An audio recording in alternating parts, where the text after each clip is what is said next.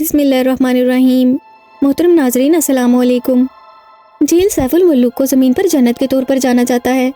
ये पाकिस्तान के सूबा खैबर पख्तूनख्वा की वादी कागान में नारान के मुकाम पर है। झील का नीला पानी और उसके इर्द गिर्द सरसब्ज़ो शादाब पहाड़ दुनिया के हसीन तरीन मुकामात को मात करते हैं। इस दिलकश झील से एक दिलफरेब कहानी भी वाबस्ता है, जिसकी डिटेल इस वीडियो में बयान की जाएगी। झील सैफ उल मुल्क का पानी पहाड़ों से नहीं आता, बल्कि झील की तह में से निकलता है। इस झील के पानी की मिकदार हमेशा एक सी रहती है। इस झील की गहराई का अंदाज़ा आज तक कोई नहीं लगा सका। जिसने भी पता लगाने की कोशिश की, वो झील की तह से वापस कभी नहीं आ सका। कहा जाता है कि ये झील 3 लाख साल पहले वजूद में आई, जब वादी कागान का सारा इलाका बर्फ से ढका हुआ था। झील के इतराफ पहाड़ों की बुलंदी 17,000 फुट है।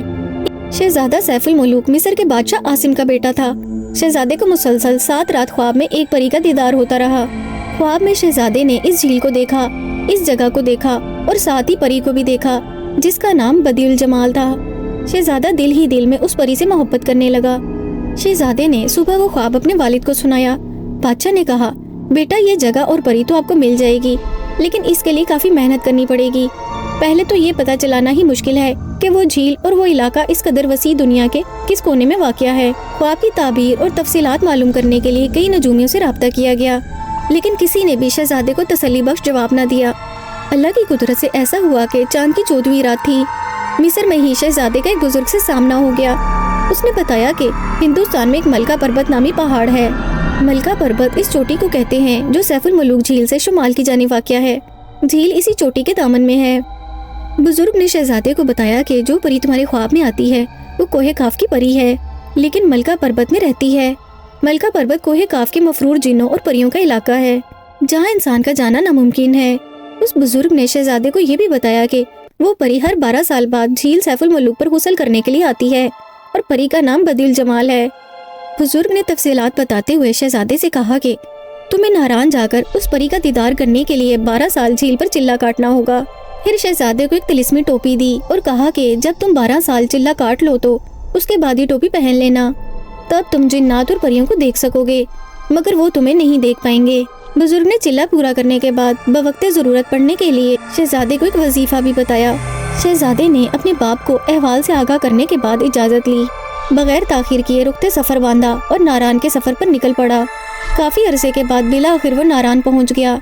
उस जमाने में वहां जाने का कोई बाकायदा रास्ता नहीं था। झील बहुत बुलंद थी और मलका पर्वत के दामन तक फैली हुई थी। शहजादा वहां पहुंचकर ख्वाब में नजर आने वाली झील को पहचान गया। शहजादा झील के पास ही एक गार में चिल्ला काटने के लिए कयाम पजीर हुआ। उस जमाने में यहाँ इंसानों की आबादी नहीं थी। सबसे पहले शहजादा सैफ उल मुल्क ही यहाँ आया और उसने जगह को तलाश किया था। पहाड़ के दामन में नामालूम फलों की बहुतात थी, जिन्हें शहजादा बतौर खुराक इस्तेमाल करता था। 12 साल का अरसा गुजरने के बाद एक रोज चांद की 14वीं रात थी, जब शहजादे को परों की फड़फड़ाहट सुनाई दी। उसने गार से बाहर जाकर देखा तो बहुत सारी परियां झील पर उतर रही थीं। शहजादे ने देखा कि 8 परियों का एक ग्रोह अलग है और एक परी बाकी सबसे मुख्तलिफ है, जो शायद बदिउल जमाल ही थी और बाकी 7 इसकी खिदमतगार थीं। सब परियों ने अपने ताज झील के किनारे पर रखे और गुस्ल करने लगी। शहजादे ने तिलिस्मी टोपी पहन ली, जिसकी बदौलत वो सबकी निगाहों से ओझल हो गया।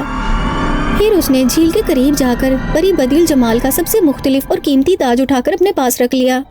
परियां जब झील से बाहर निकली और अपने अपने ताज पहने तो शहजादी यानी बदिउल जमाल का ताज गायब था। शहजादी ने ताज के बारे में दरियाफ्त किया तो बाकी परियां अपनी गैर जिम्मेदारी पर परेशान हो गईं। चुनाचा घबराहट के आलम में वो सब भाग गईं। अब परी को अकेले पाकर शहजादे ने तिलिस्मी टोपी उतारी और बदिउल जमाल के सामने आ गया। शहजादे के पास ताज देखा तो परी ने कहा, मेरा ताज मुझे वापस दे दो। लेकिन शहजादे ने कहा, मैं एक शर्त पर ताज वापस दूंगा, पहले तुम मुझसे शादी करो। लेकिन परी ने इनकार कर दिया। फिर शहजादे ने तफसील से अपनी कहानी सुनाई कि तुम मेरे ख्वाब में मुसलसल आया करती थी और मैं 12 साल से तुम्हारी खातिर चिल्ला काट रहा हूँ। ये सब सुनकर परी भी शहजादे के इश्क में मुब्तला हो गई। बदिउल जमाल ने उसे बताया कि मैं एक दियो के कब्जे में हूँ, अगर वो दियो यहाँ पहुँचा तो हम दोनों को मार डालेगा। दरअसल झील के साथ मलका पर्वत पर वो दियो रहता था। वो भी बदिउल जमाल परी का आशिक था। शहजादे ने कहा कि अब जो होगा देखा जाएगा, तुम मेरे साथ चलो।